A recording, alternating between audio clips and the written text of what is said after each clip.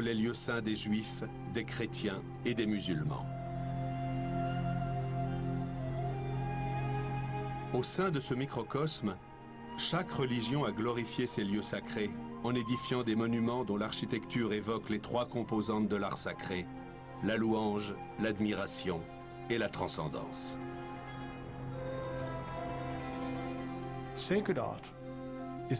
L'art sacré est un mouvement d'intériorisation. Il incite au calme. La lumière et le silence vous poussent à la contemplation. Tout objet d'art correctement réalisé aura cet effet où qu'il soit.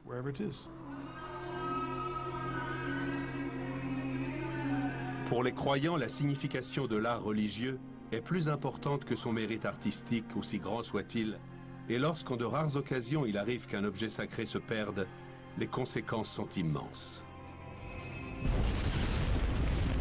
Jérusalem a connu une telle perte en 1969. Voici l'histoire des chapitres de ce drame. Les révélations, les obstacles.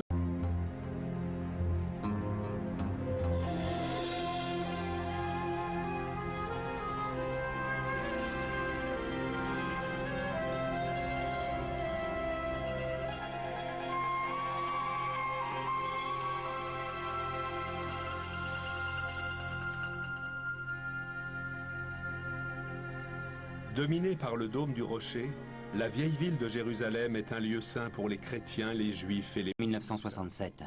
La rive occidentale, y compris Jérusalem et Jérusalem-Est, faisait partie de la Jordanie.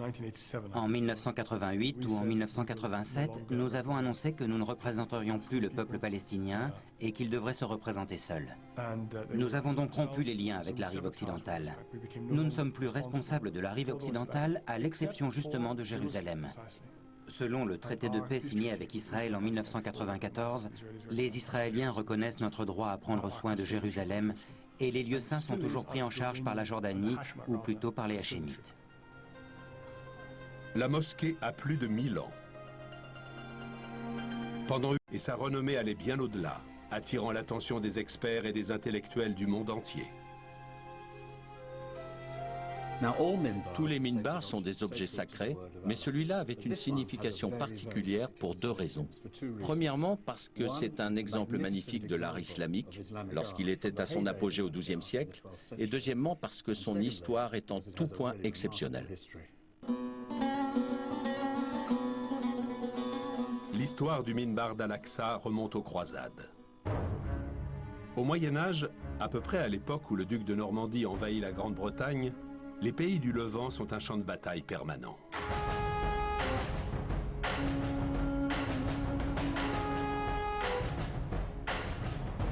Sur cette bande de terre assez étroite, les chrétiens européens combattent les Arabes, les Turcs et les Kurdes pour s'approprier ce que chacun considère comme ses lieux saints.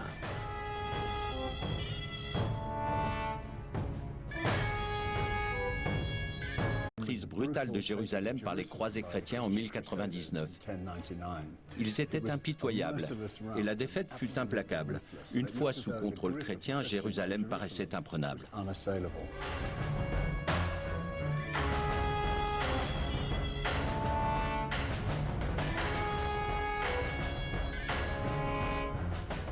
À part succès, qu'en 1168, le sultan Seljuk Nur al-Din commande un minbar à Alep pour préparer le retour triomphal des musulmans à Jérusalem.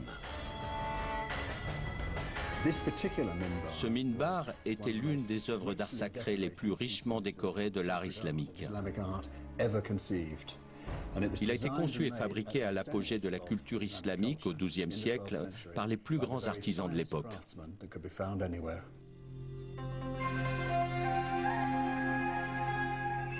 Ce n'est qu'en 1187 que Saladin, le grand guerrier kurde successeur de Nur al-Din, parvient enfin à vaincre les croisés chrétiens et à rendre Jérusalem à l'islam. Saladin s'empressera de consacrer en priorité la mosquée à Al-Aqsa et d'y installer le minbar triomphal. Surnommé minbar de Saladin, le minbar symbolisera le triomphe musulman et ne quittera plus la mosquée pendant 800 ans.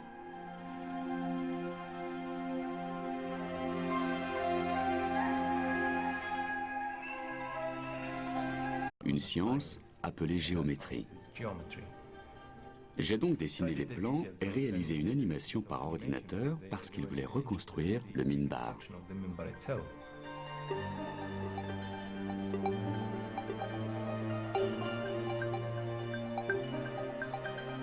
Les connaissances en géométrie de Minouer sont plus que suffisantes pour réaliser ses premiers dessins. Mais il ne sait que très peu de choses sur la construction des anciens minbars. Il cherche donc à se renseigner.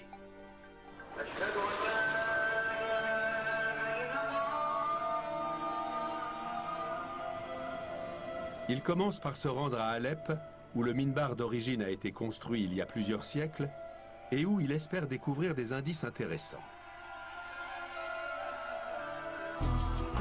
Juste en face de la grande mosquée, Minouer fait une découverte fondamentale.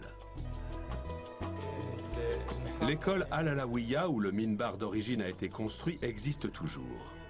Et à l'intérieur se trouve un mihrab, une niche de prière, dont la fabrication attire immédiatement Minouer.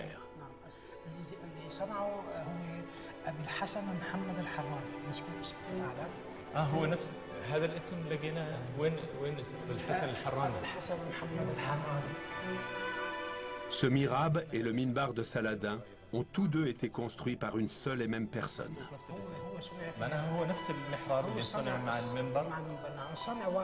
Je suis on ne peut plus intéressé. Peut-être pourriez-vous me montrer les plus grands que vous ayez faits. Ceux que j'ai apportés ne sont pas parmi les plus grands, mais au moins ils permettent d'expliquer certains points et ils seront ensuite plus détaillés pour l'artisan. Voici un dessin du minbar dans son ensemble, avec ses deux faces. Très beau. Pour Keith Critchlow, les dessins de Minouer sont un exemple parfait de minutie et d'harmonie. Grâce à la science de la géométrie, tout est à sa place exacte.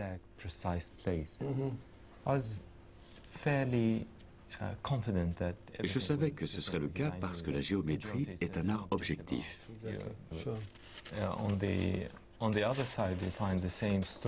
Et sur l'autre face, c'est la même chose, mais avec des formes différentes.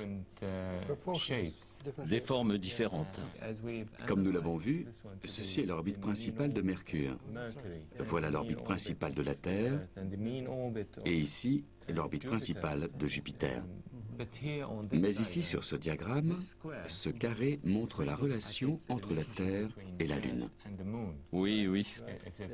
Si on les rassemblait, la Lune serait juste là sur les côtés et cela formerait un carré comme ceci. Merveilleux, c'est merveilleux. C'est tout simplement incroyable. Et voici les différentes photos montrant les motifs qui nous ont servi de modèle. Et voici la porte, l'intérieur et l'extérieur. Les motifs sont différents. Je m'en souviens, les motifs sont très beaux.